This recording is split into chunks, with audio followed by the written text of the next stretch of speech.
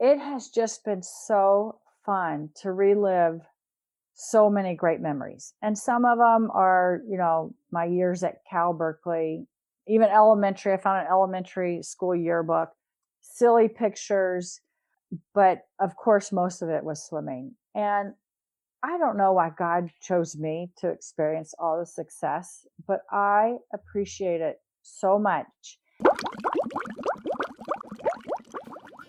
Welcome to Champions Mojo Weekly Podcast, where your hosts Kelly Pallas and Maria Parker share with you what it takes to be a champion.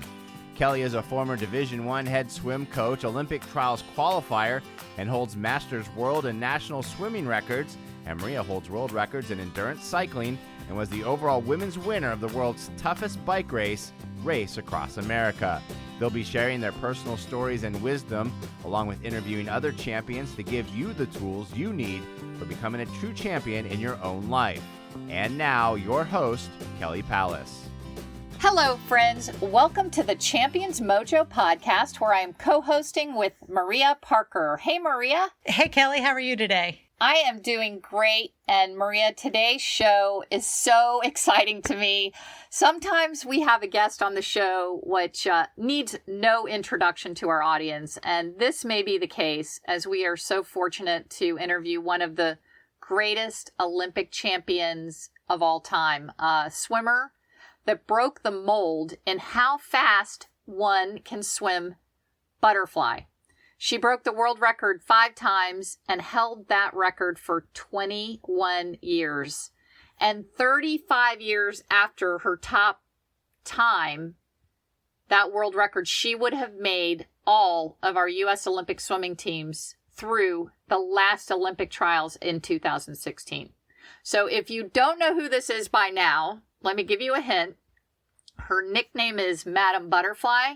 And we are talking about none other than the amazing Mary T. Meagher Plant. But Maria, before we bring Mary T. on, can you share just a little bit more about her for our audience? Sure, Kelly. Mary T. swam at Berkeley, was a multiple-time NCAA Swimmer of the Year and multiple-time national champion. She won 24 U.S. swimming titles. She has a pool and a street named after her in Louisville, Kentucky, her hometown, and there's so much more. But let's get to the good stuff and say hello to our very special guest. Mary, welcome to the show. Thanks, you guys. Thanks for having me. Well, we are thrilled, as we said. And at the top of the show, I really have to just put right here in the front that we got connected to you through our friend and a former interviewee here, Mel Stewart, a fellow Olympic gold medalist in the 200 butterfly and fellow national team member. And Mel had said he would love for us to interview you.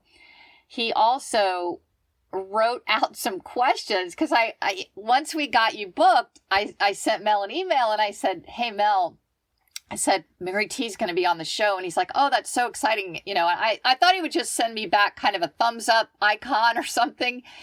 And I said, since it was your request that we get Mary T on the show, do you have any questions for her? And he sent me back. Am I exaggerating, Maria? Like a full page? It was a full page. He obviously is crazy about you and very curious.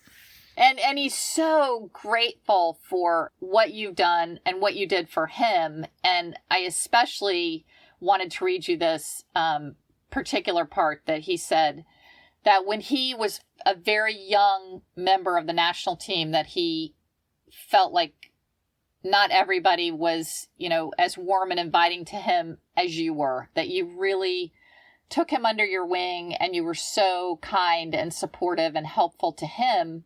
And that he says, without you, that he feels that you were a major role in helping him be an Olympic champion because you told him the secret to swimming butterfly. So all you swimmers out there and coaches, listen. Here it is. Here it is. That you told him that if he could become as comfortable doing butterfly as he was doing freestyle, that would take him to the next level. What do you say to that? Is that the secret, Mary T? Oh my gosh. I can't say I remember that conversation.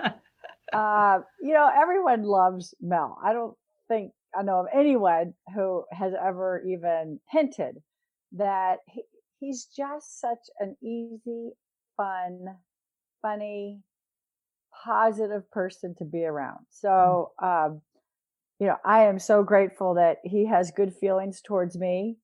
And I'm glad that he has a memory of me reaching out to him. I remember my first national team, and, there are situations where team members have been together on a lot of fun trips, and they talk about those memories, and you're just kind of sitting there wondering if you're going to fit in, or, if they'll embrace you kind of as being one of the gang.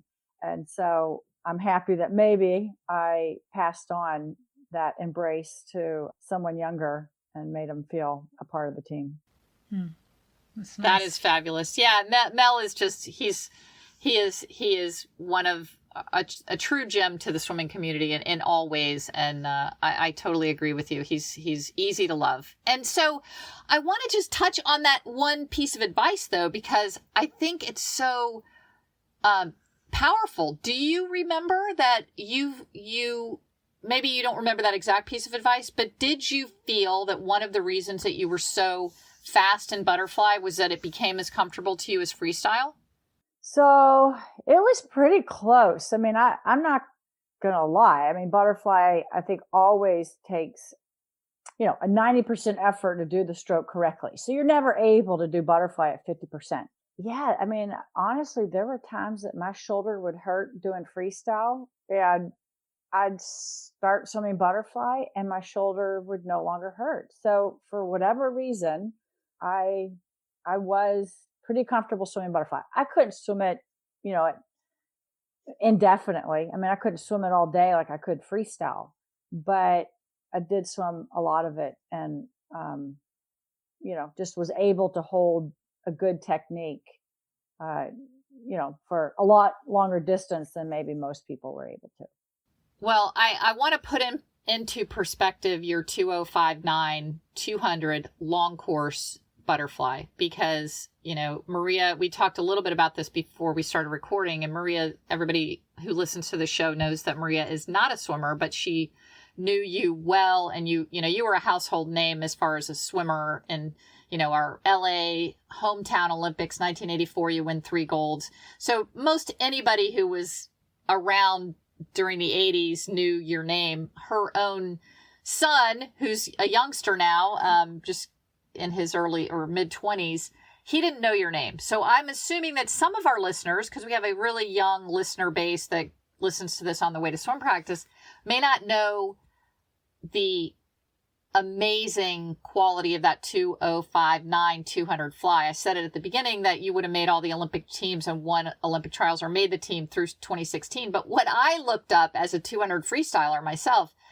you would have held, your 200 butterfly would have held the world record in the women's 200 freestyle. Wow. Through the 1972 world record. So, Wow. 205 is like, 205 is just, that's what I want kids that may not still know your name know that you went 2059. So I think that's what I'm talking about when I say your butterfly must have felt like do you know what your 200 free time was back then? I think back then when you were going 205 fly, what were you going in free? I bet 202. Wow. Yes. Yeah. I didn't break 2 minutes until I was more like 18, maybe, I think 19. So the butterfly record was when I was 16. So I did that at a younger age. So Maria, do you want to ask the hardest question that was Mel's first question that he wanted to ask? I think it's the hardest question on here, but you go ahead with it, Kelly. Go ahead. Okay. So Mel had said so just to paint the picture here for you, at the 2008 Olympic trials, which is, the Omaha, Nebraska, where there are 15,000 stadium-like fans, and you were invited out to be introduced, and you got a standing ovation. They just cheered and cheered and cheered and would not stop cheering, basically. They just gave you kind of this unbelievable, appreciation, a cheer of appreciation, and kept going. And Mel said that, everybody was crying, the Olympic team, the alums, that they were just crying at how much these fans appreciated you in 2008. And he said, you seem to be surprised. And so he wanted to know, and I think it's a great question and a hard question. How did you not know that the swimming community felt like this about you, 20 years past your Olympic gold? Oh, that's so funny. This to me is a very easy question to Oh, good. answer. So I do remember that. I will never forget that moment. I might even get a little emotional now. It was a very emotional moment for me. I feel like I did a good job moving on to a new life after my swimming career was over. It took some time. It was a tough transition. I always feel for these athletes that, say different things that you can tell that they feel lost, but it's an easy, I look back and I was not one of those people that had a huge personality. I'm not going to say I was shy, but I wasn't hilarious. I didn't have this witty sense of humor. I wasn't shy, but I didn't put myself out there. I was very conservative and wanted to make sure that I always, tried to say the right thing, the nice thing, just tried to be a nice person, I guess. And so I do feel like people with my type of personality can feel like they are forgettable. And I was fine with that. I mean, I've never really regretted the way I was, but you don't realize that maybe people that that you had the impact maybe, and that people would remember you as much as they did. And I'm not saying that ovation was for my personality, although I think people appreciated that I did try to conduct myself in the utmost best way possible, character wise and honesty, and just, a very, very positive way. But I know that probably most of that ovation was out of respect of what I accomplished during my career. I don't know. I think, between those two things, just feeling like I never had one of those huge personalities, but also that I had just really moved on with my life. And I guess I didn't realize that people wouldn't give a short ovation recognition, and then I'd answer a few questions by the interviewer, which, I was so touched. I was in tears. I'm not even sure if they ever got around to asking a question. Oh, That's you're so humble. And I think it's interesting that, you think of yourself as like having a big personality is a good thing. and somehow you have a smaller personality, and that's bad. That doesn't, really ring true for me. You are who you are, and it sounds like you've tried to live a life with good character always. And I think people do appreciate that.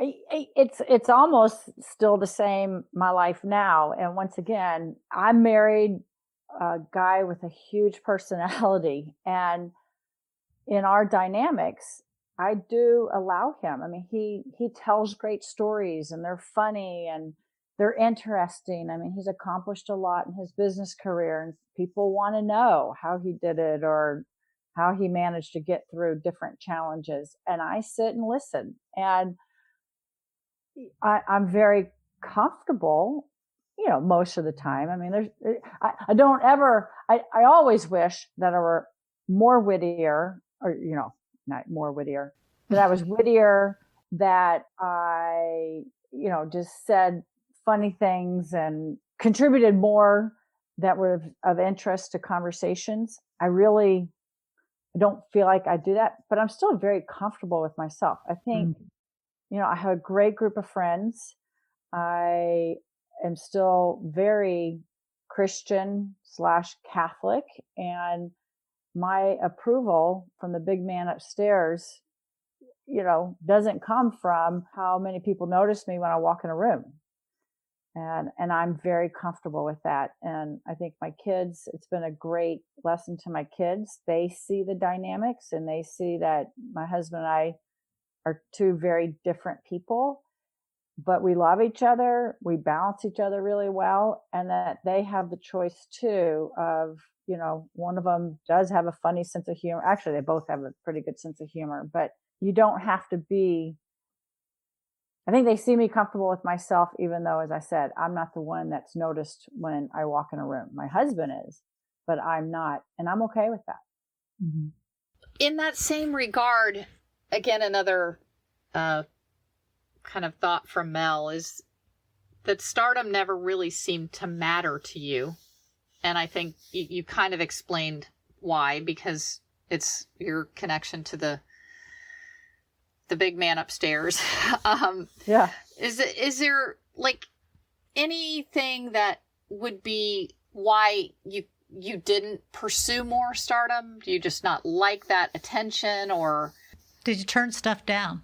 So I'd have to say that, I didn't turn anything down really. I don't think I shied away from it. I didn't always love it. My parents raised me that, okay, if you're going to enjoy the benefits of being, quote, famous, there's a lot of responsibility that comes with it too. And I didn't always like those responsibilities that came with it.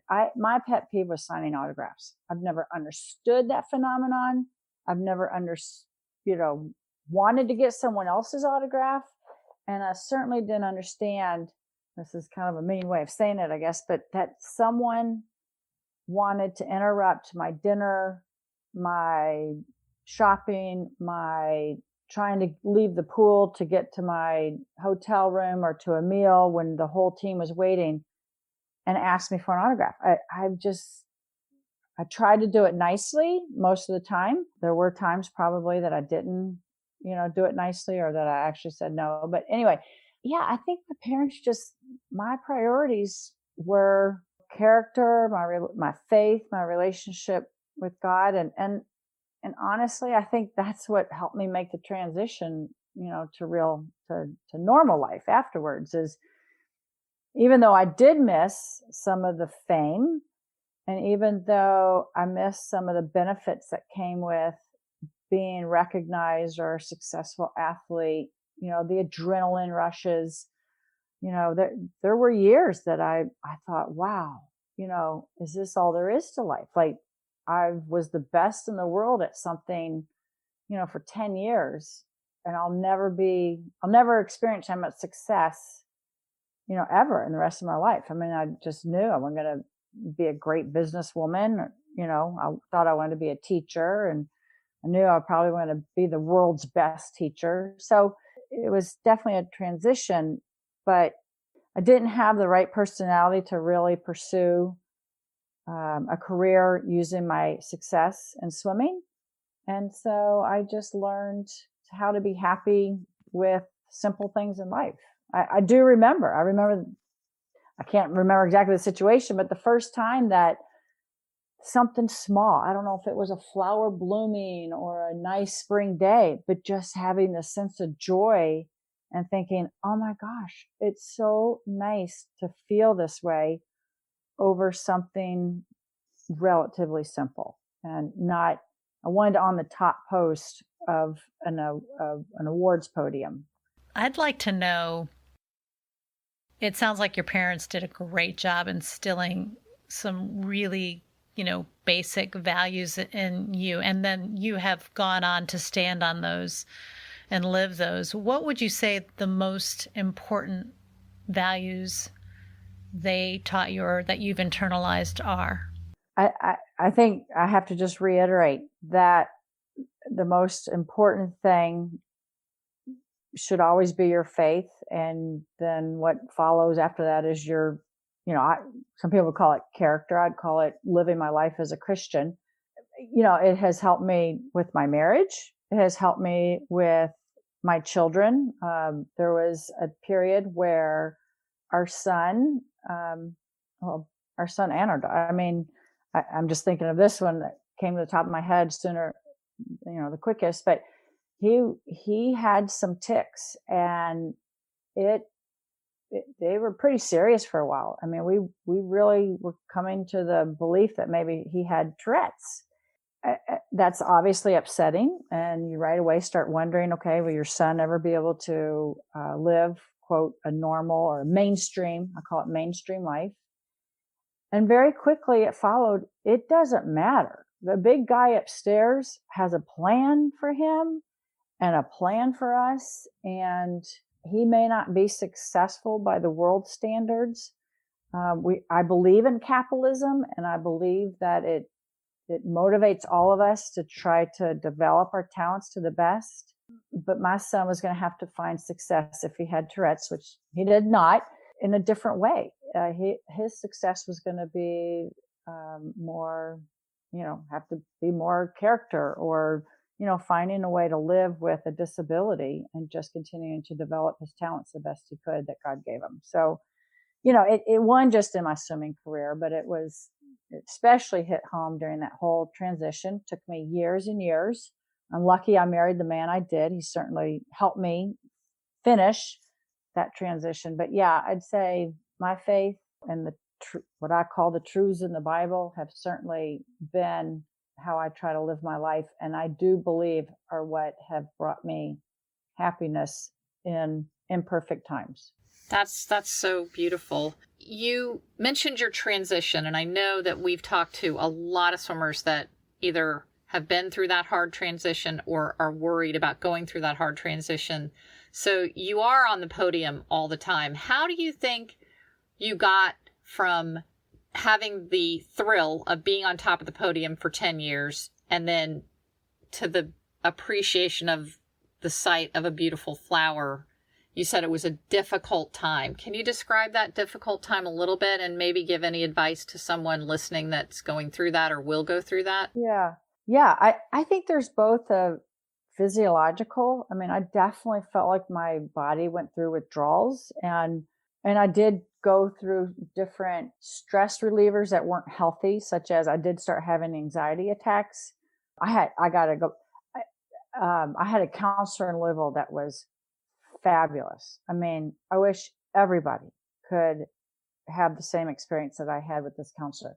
It's not that I had to go to her a whole lot, but when I did go to her, she would totally help me change my perspective. And to me, that's what I think counseling is all about. We're raised, I think my parents did a fabulous job raising me, but they allowed me to believe things that weren't true, such as that the world is black and white.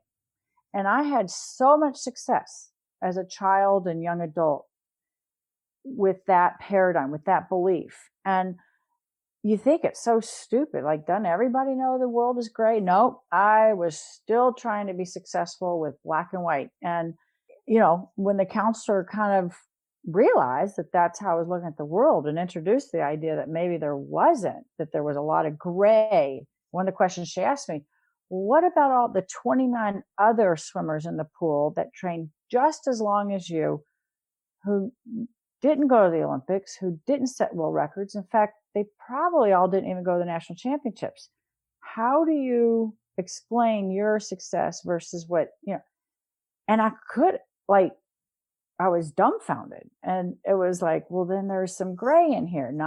There's not necessarily a equation that if you put in all the right variables guarantees you success. So anyway, that was heartbreaking to me. I just, give me the rules. I'll live by the rules as long as, I thought that would bring me success. So there's a physiological. So physically, I think my body went through withdrawals. And then, I didn't have the stress relief of being able to jump in a pool and train like I used to. So then I'd have these anxiety attacks and stuff. So I had to kind of deal with that.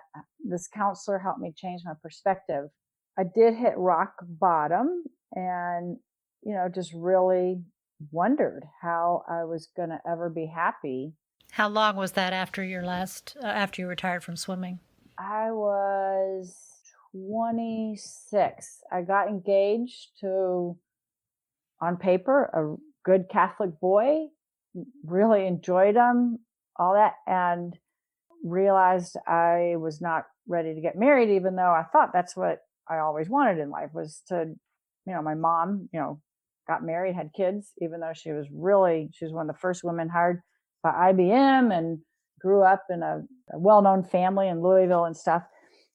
And I kind of thought that was what I wanted. So anyway, when I realized I wasn't ready to get married, that to someone on paper who should have been a good match, I realized I needed to do some growing up.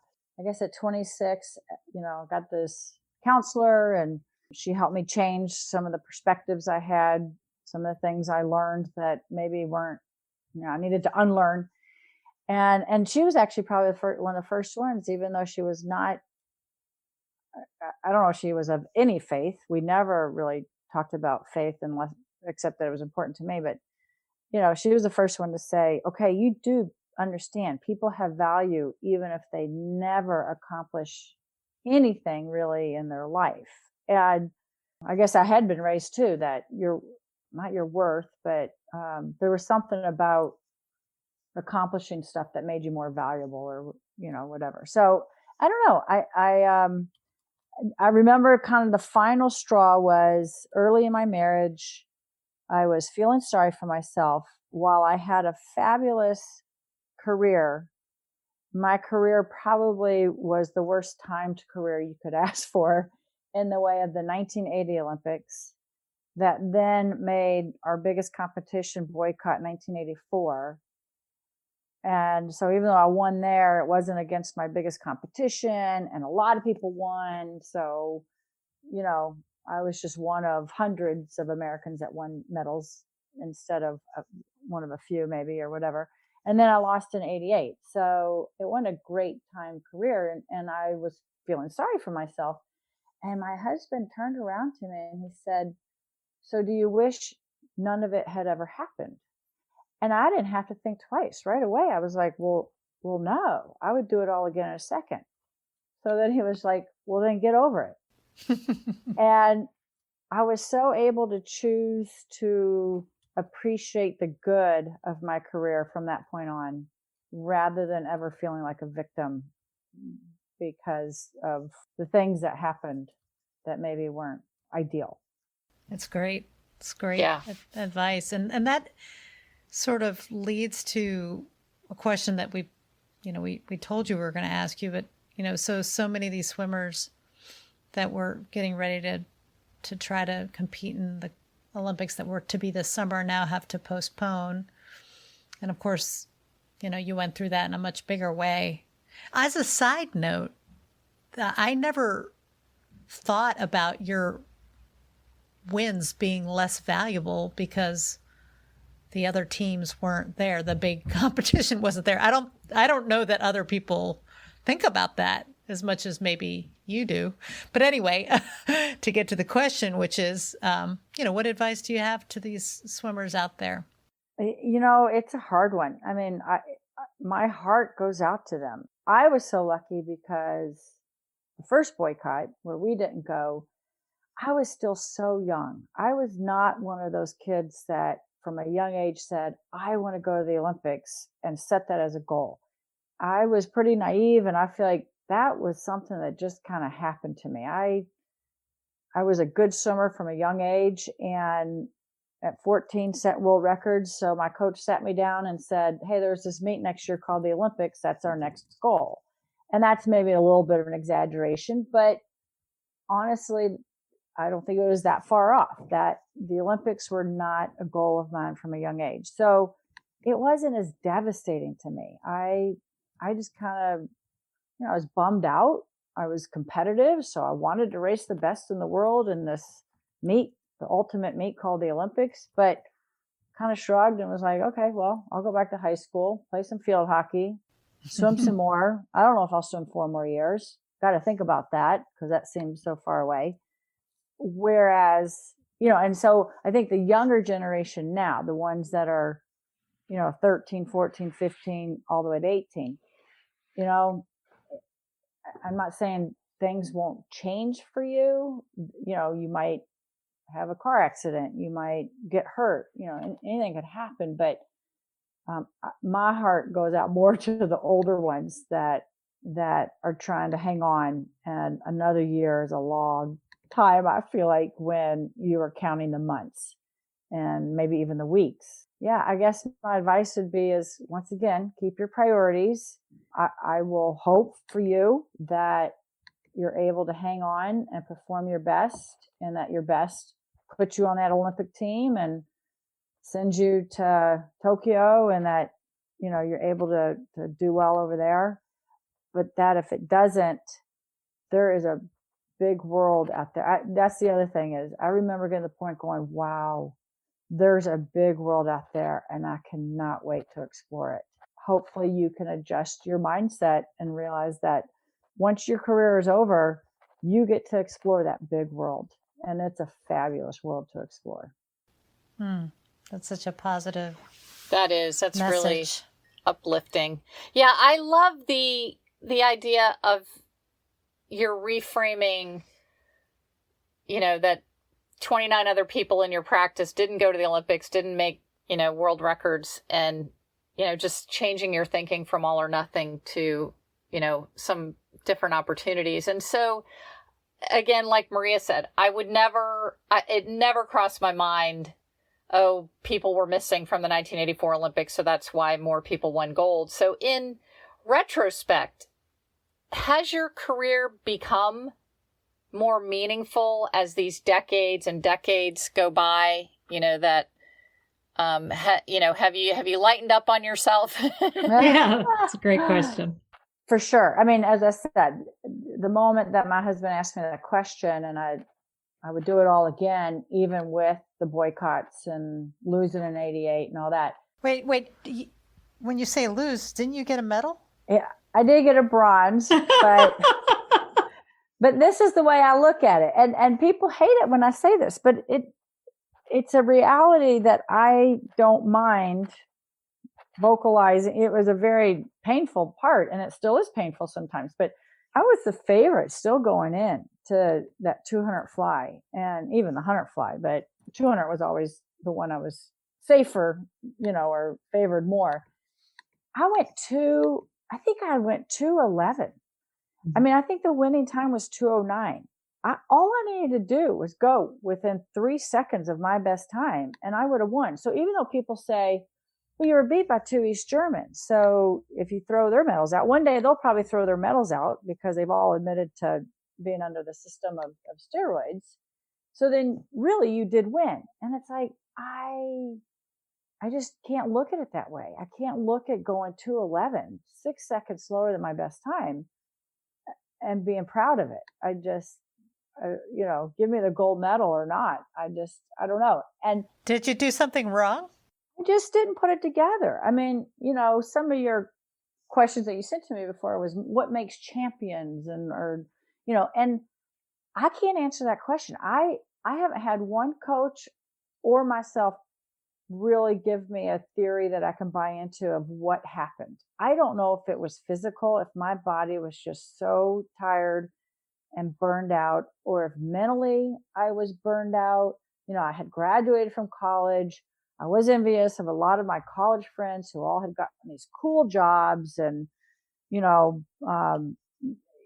doing amazing things. And I'm still having to call my dad every couple of months to send me $500 to support me swimming. And, mentally I was ready for my career to get behind me in a lot of ways. So not in that way. I was assuming I was going to win and then be able to go out on top.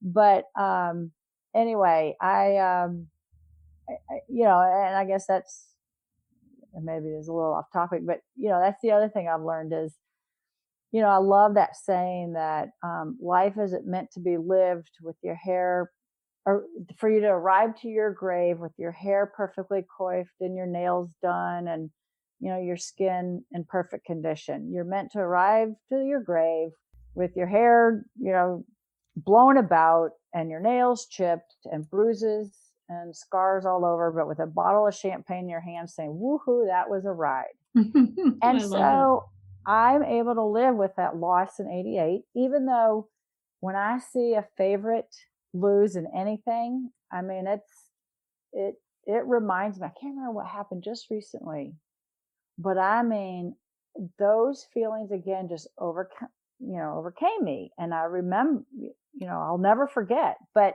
I'm okay. You live with that cross, or you live with that. And my life is still so fabulous in so many other ways that, I live with that scar. But so anyway, I'm okay that I didn't win in 88. I mean, I'm not okay. I wish I had, but it wasn't meant to be. The old cliche, you learn more when you lose than when you win, definitely humbled me. It definitely confused me. That equation I thought to success that I thought was black and white, but I grew from it. And I'll never regret that. I was making the best decisions I could at the time. And, hindsight, I would be doing more yoga in 88 and more dryland training. And I would have trained differently, but that's all hindsight. And, who knows that? I don't know if that would have helped or not. I have to ask you, we've talked with lots and lots of competitive and champion swimmers and coaches, and a lot of them tell us that they think that a trait of a champion is competitiveness, sort of natural competitiveness. And it's clearly true for you, just listening to you talk about even, getting a bronze and calling that a loss. So what I want to know is, are you still competitive? And if you are, what do you do with that? That's so funny. I am not competitive. I really, there's been several times that people have made that statement, oh, you're so competitive. And I really don't believe I am anymore. And I don't know how I was able to switch that off. I don't know, but I don't. I don't know. Like, okay, I'll give you an example. I ride the Peloton. We have a Peloton in our house. I got to tell you, my husband, who is also an Olympian, he comes up and he tells me, oh, I got this place. And, first in my age group. I mean, he is still so flippant. And he says he'll try to skew the leaderboard off the screen. And he says, and I can't stand it. I got to skew it back on because I want to see exactly where I am.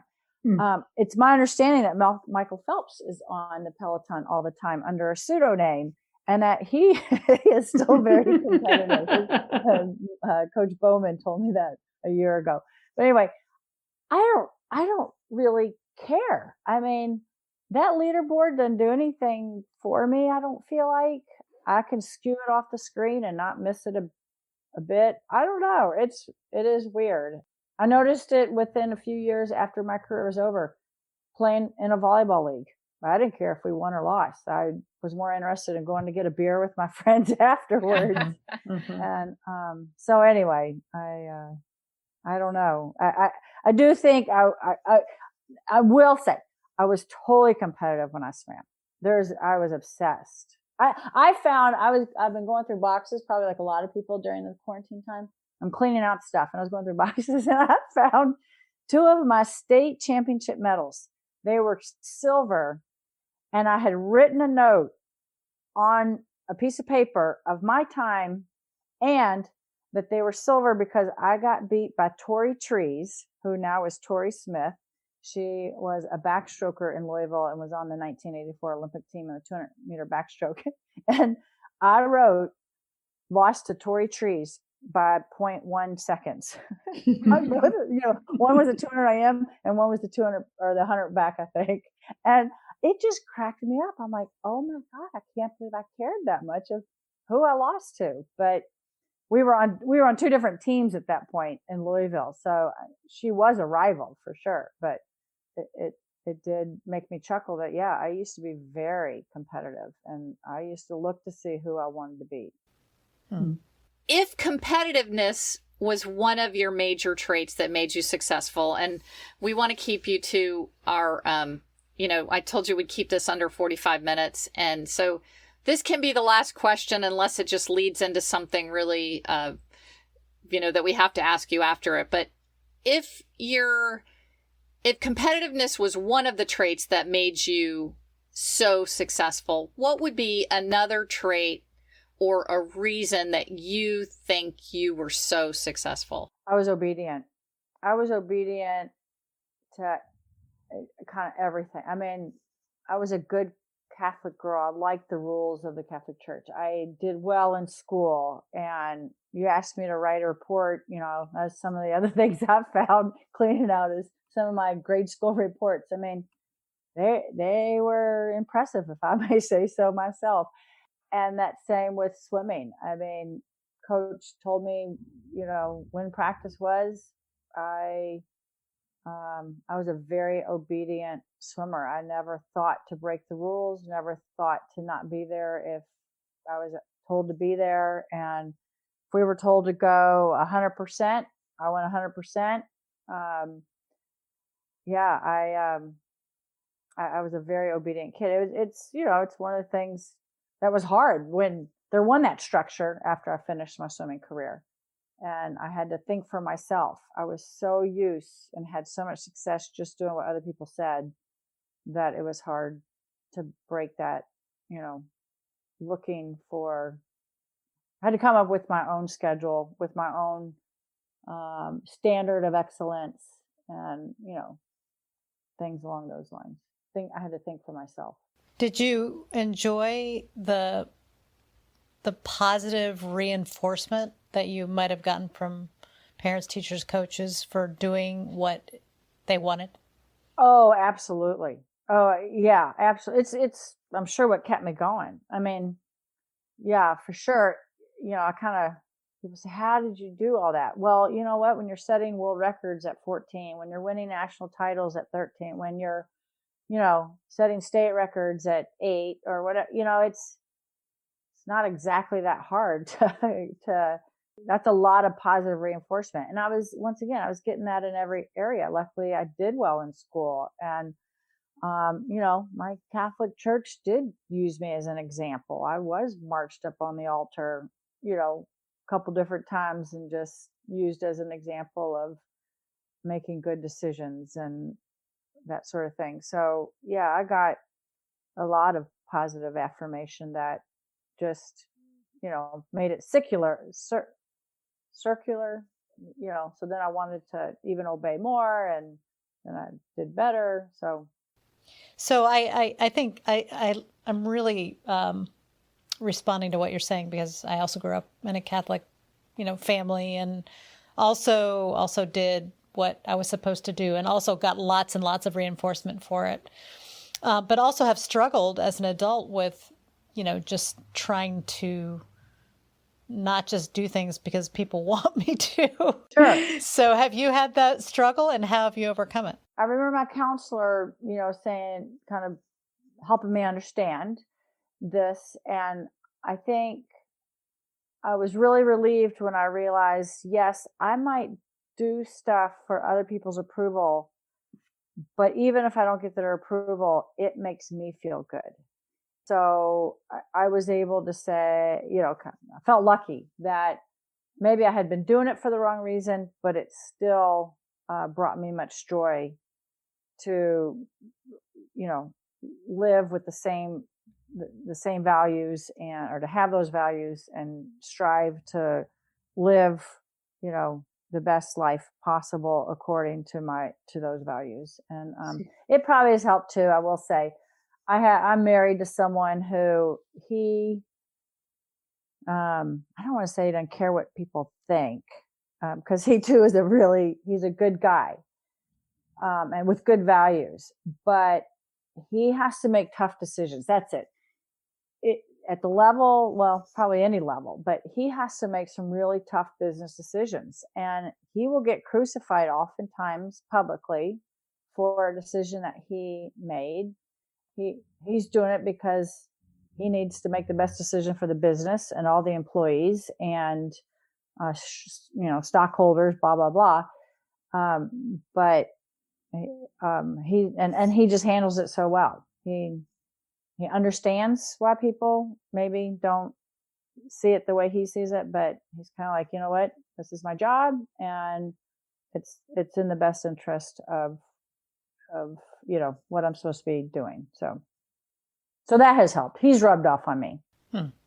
Nice. That is always helpful when the spouse can set an example. I find that's I'm sure Kelly's listening to you going, yeah, Maria did the same thing. She married a guy like that too. Yeah. You guys guys have seem to have a little more of that, I think, naturally than maybe women do. I don't know. For better or for worse. Yeah. Yeah, you, Maria and Mary T, you guys have a lot in common. Really, really cool stuff. Cool. So, the very, very last question we always ask everybody is just, have we not covered anything, Mary T, that you would want our listeners to know or to say or anything? I mean, gosh, no, except that I did refer to or mention going through things, my boxes downstairs and stuff. And it has just been so fun to relive so many great memories. And some of them are, my years at Berkeley, even elementary. I found an elementary school yearbook, silly pictures, but of course, most of it was swimming. And I don't know why God chose me to experience all the success, but I appreciate it so much. And then on top of it, kind of maybe circling all the way back about, I never felt like I had this noticeable personality. I found some heartfelt notes that were written to me from people. One was John Neighbor, and I was going to send him this note that he wrote to me after 88. But other people, schoolmates, old boyfriends, just teammates and stuff. And I was touched. I mean, it once again affirmed, it's okay. I don't have this huge personality.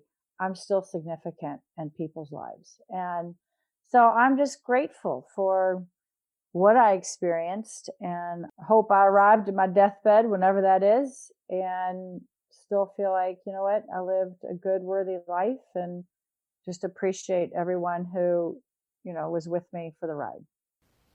That's great. I'm sure what you're saying is really speaking to some people. So we really appreciate it. Yes. Sounds like you're incredibly grateful, and gratitude is that's our favorite thing. So yeah, good. Yeah, good. It is so important. Yes. Yeah. Well, we are so grateful to you for doing our show, and it's just been amazing. I feel just there's so much here. I'm really excited that everybody's got to hear you today, and we're going to be wishing you all the best, that you have a long, healthy life and arrive at your final destination with messy hair and messy nails and having just lived a full, wonderful life. It sounds like you're well on the way. So thank you very much, Mary T. And thank you for your encouragement. We really appreciate it. Thank you. Yeah. Appreciate being able to do this. I feel like I do have more wisdom, and it's nice to share that wisdom. You absolutely do. Absolutely. Thank All you right, so ladies. Take care. You too. Take care. Bye-bye. Bye-bye. Well, Maria, another Olympic champion with such wisdom. What do you think? Yeah, I obviously loved talking to Mary. I thought she had I think she's one of our most unique interviews. Her perspective on things was really, really unique and wonderful. Yes, she was so authentic and down to earth, which is part of the whole just being humble, and all that she's accomplished, just really very, very down to earth with us. Takeaways. We've heard from you that your favorite section of our podcast is the takeaways. Thank you so much for that feedback. But before we get to the takeaways today, we wanted to ask you if you would please give us a 5-star review. That way, more people will be able to find our podcast. Also, if you could subscribe on iTunes or Stitcher or Spotify, you'll never miss a podcast episode if you subscribe. And please share our podcast with your friends. And now, the takeaways. So what was your first takeaway, Maria?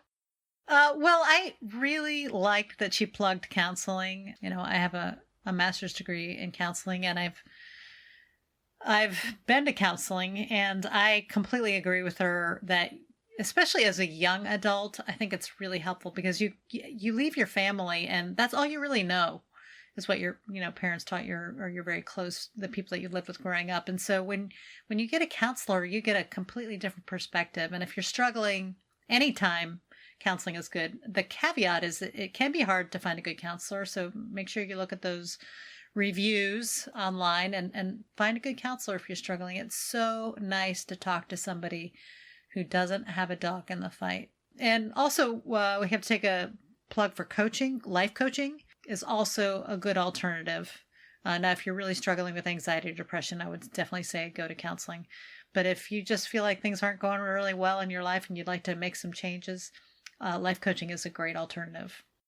Yes. And I love that she did admit when she took that transition from standing on top of the podium to transitioning through what she said was a really hard time to just being able to enjoy the beauty of a flower.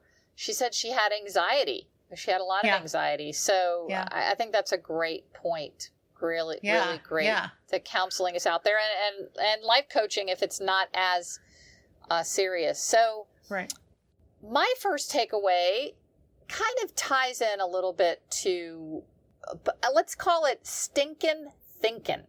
I love the term stinkin' thinking because I can get trapped in some of that. So I loved when she talked about feeling bad about the timing of her career. You know, even though we never looked at it like that, when she said she thought, she won 3 gold medals at the 1984 Olympics because it was easy, because it was an easy Olympics. I guess some of her main competitors were not there because of the boycott in 80, and it was easier to win gold in 1984. But I don't think anybody else looked at it like that. So I never dreamed of it. It shocked me when she said that. Right. So she said, she got into kind of a rut of thinking, my bad timing of my career. She set her first world record in 1979. So she would have been peak of her game in 80. So she got stuck in the boycott Olympic year. And then she got stuck, with the as hard of an Olympics in 84. And then she kind of had reached her peak or did not have her best swim in 1988. So she didn't win gold there, but she still won a medal. And so she said she was stuck for a while in the victim thinking, and her husband kind of set her straight and got her stinking thinking on track with, hey, well, would you not want any of it to have happened? And she said, no, of course, I'm glad that it did. And so I think that in itself is so timely for today, that some of our athletes and anybody who's had a wedding postponed or a graduation or the family reunion or whatever, that the timing right now for getting any of these big things it's bad. It's bad, but we're not victims. And so this gave her perspective. Now looking back on her career after decades, I think she realizes, and I think we'll all look back on this time that we've had things canceled or we've had things postponed, that it's a lot of it is how you frame it. So I loved that. I love that, she just got over thinking as a victim. Yeah, I like that too. And I think, not to minimize some serious losses, like maybe you lost your job or you got laid off or whatever. But there's somebody my neighbor lives near me. She lost her job, but she's been really using the time, and she told me she was really enjoying it. She's been doing a lot of outdoor stuff. So it is all, well, it's not all, but it's, getting out of that victim mentality is fabulous. It doesn't ever help to be a victim. There's nothing you can do as a victim. Yeah. So I totally agree with that. Love that. Okay. So my second takeaway, and I love that she used this word because it's totally out of vogue. She said that one of the reasons that she thought she was a champion was that she was obedient. And obedient it's really a beautiful word. It means that doing what authority figures say that you should do. And I think that's why it's sort of out of vogue. But when you're being taught or coached by somebody who knows more than you, and you're doing what they say, you have every chance of improving. So I thought that was just a great word. It's okay. It's good. It's good to be obedient when whoever is instructing you or encouraging you or teaching you or coaching you is wiser and knows what they're doing, and you can trust them. So I loved her use of that word. I thought it was really great and sort of shown a different light on an aspect of being a champion. Yes, because when did it go out of style to honor and respect and perform for your coach or your parent?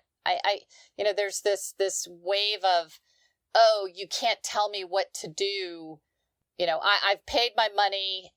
I'm coming to the pool, and here's this coach that obviously has experience and knows better. And of course one should be obedient. I mean, I think that, like you said, it was a unique perspective. And here's someone who touts this as one of the reasons that she was such a success. So, I invite us to kind of explore.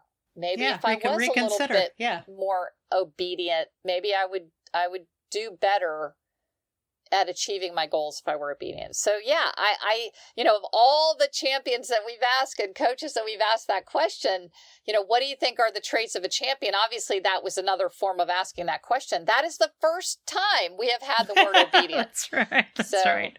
So I like it. My final takeaway was just the spirit of kind of living a full life.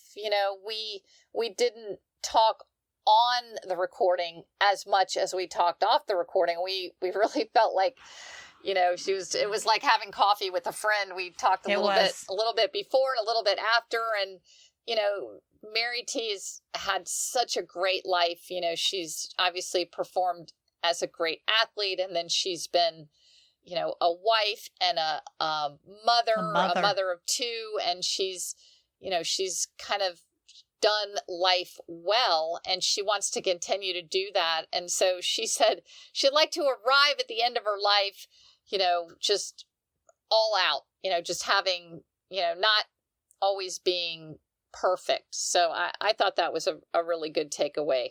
Yeah, for a person who values obedience, I think that was a great juxtaposition. She was going to arrive at her grave with her hair a mess and her nail polish cracked with the, bottle of wine in her hand. So I thought that was a glass of champagne. Yeah. Yeah. Glass of champagne. I thought that was a beautiful juxtaposition. And of course that is life, right? It's doing both. Yeah.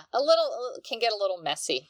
Yeah, well, that is another one. And we also want to say thanks to Mel Stewart for his great questions and for getting us in touch with this wonderful, wonderful person. Champion. And and I'm just really grateful we got the chance to spend some time with her. And as always, Maria, chance to spend time with you is the main reason we do this. Yeah, I love that, Kelly. Thank you so much. Love you. Love you. Bye-bye. Bye-bye. This week's quote of the week comes to us from Mary T. Meagher.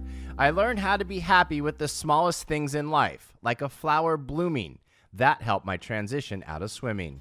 You've been listening to the Champions Mojo podcast, designed to make you feel inspired, motivated, and educated. Subscribe to the podcast on iTunes, Spotify, and Google Play. Also visit championsmojo.com to learn more.